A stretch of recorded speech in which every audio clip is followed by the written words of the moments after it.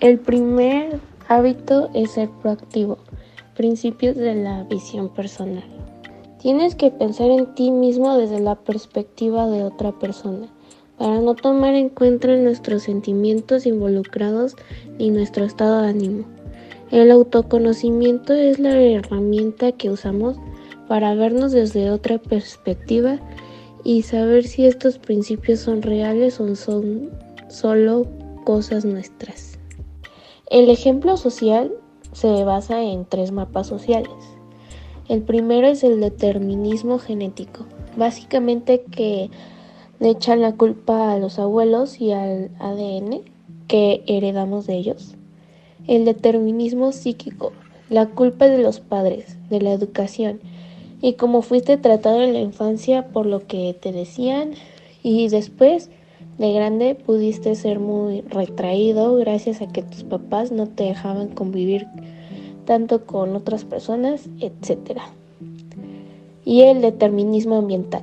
La culpa es de las situaciones económicas de tu esposa, hijos y jefe, o sea, de tu ambiente que te rodea todos los días. Entre estímulo y respuesta.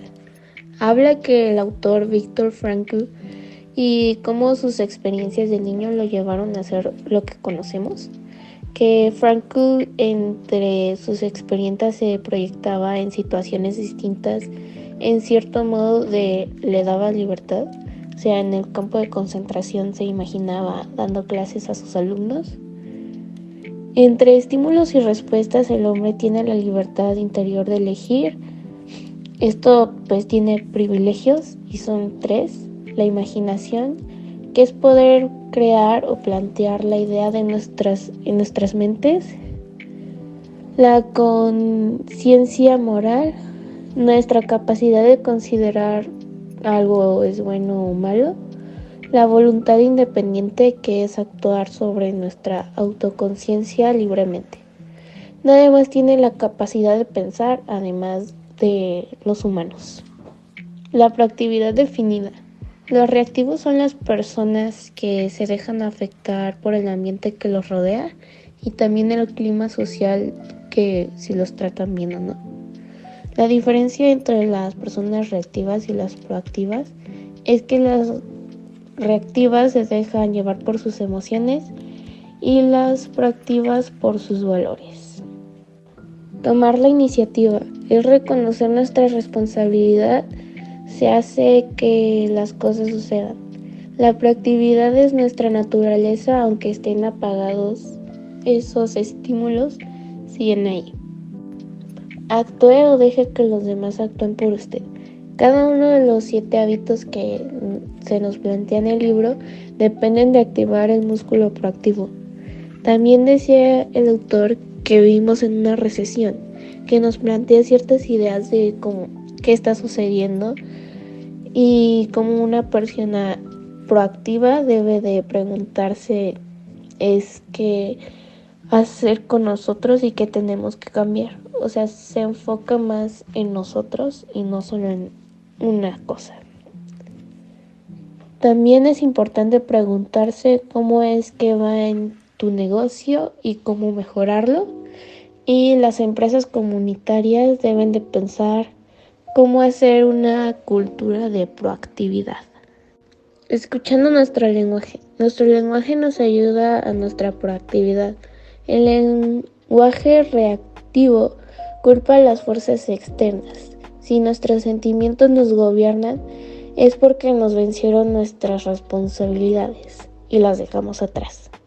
Las personas reactivas remarcan la palabra amar, amar lo que haces y lo que te cuesta. El amor es un valor de empatía, no es un sentimiento que nos puede llegar a controlar. Círculo de preocupación y círculo de influencia. Las personas proactivas se centran en sus fuerzas del círculo de influencias y las reactivas en el de preocupación.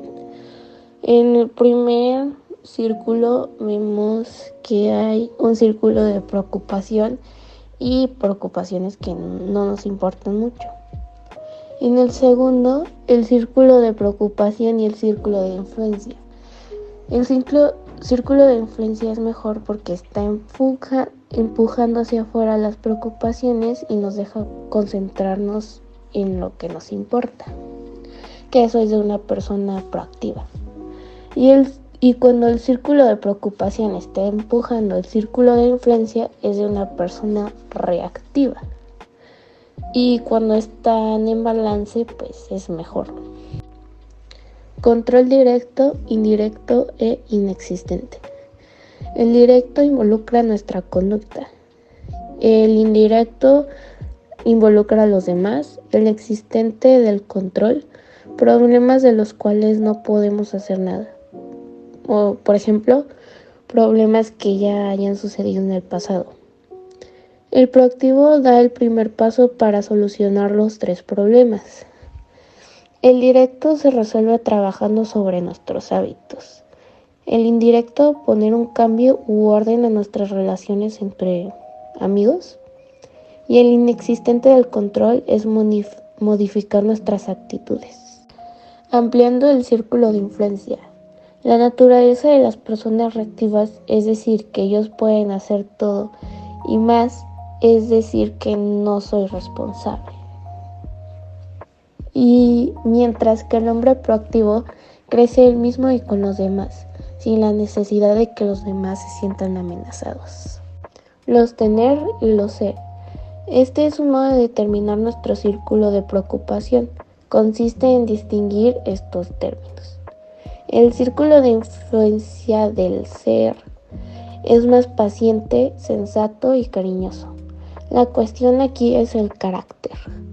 Siempre pensamos que el problema está afuera y lo de afuera tiene que cambiar para que nosotros tengamos que cambiar.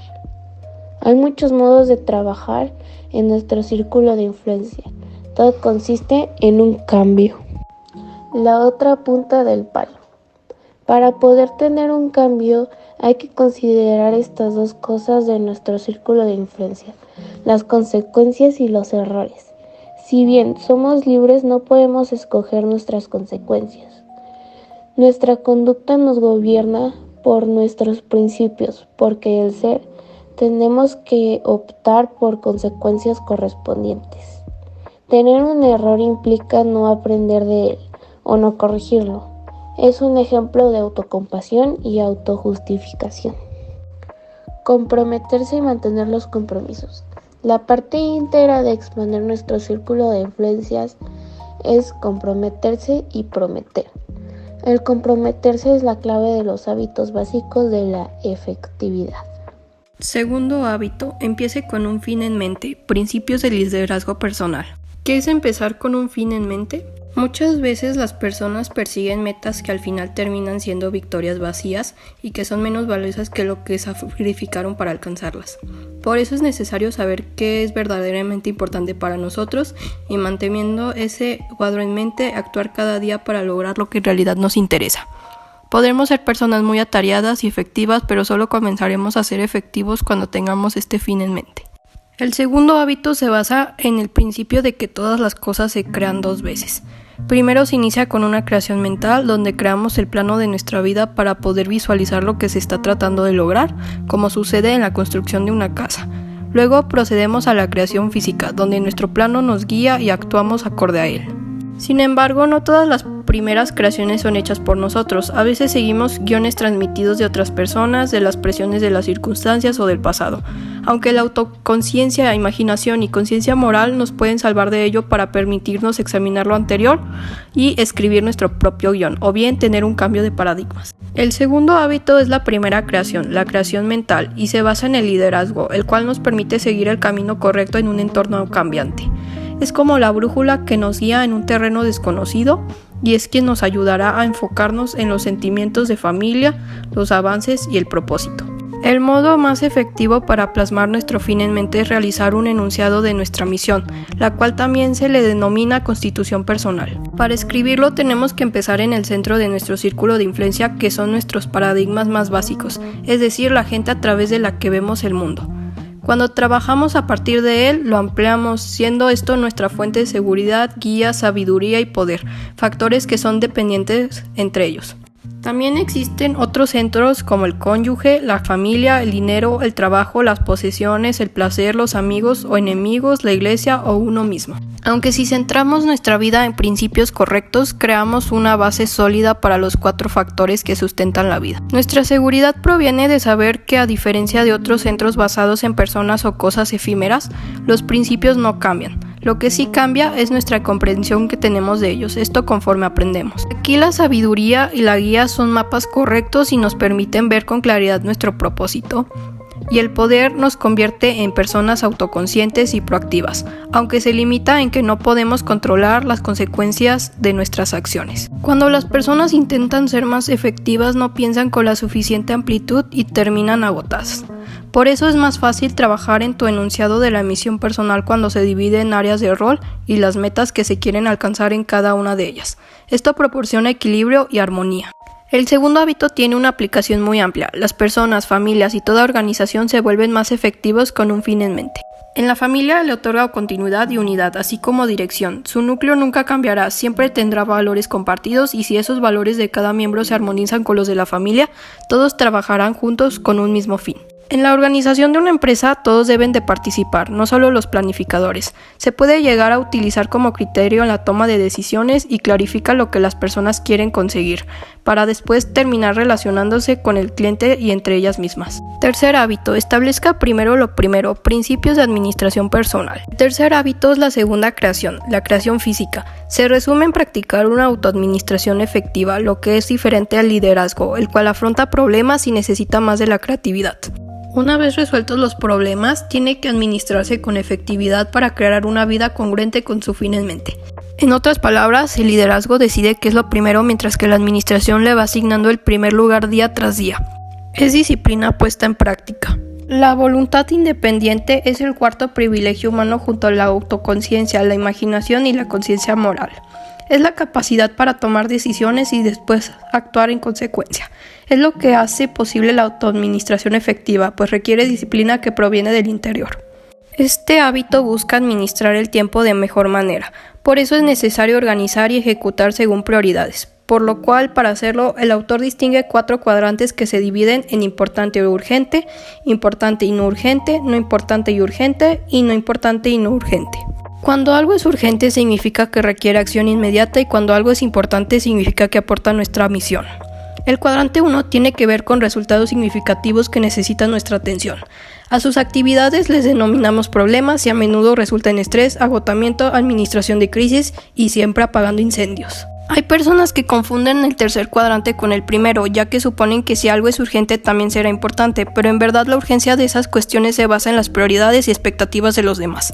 Por eso, el cuadrante 3 resulta en la concentración en los plazos cortos, administración de crisis, atención a la reputación, considera que las metas y planes no valen la pena, impotencia, exclusión del control y relaciones frágiles o rotas.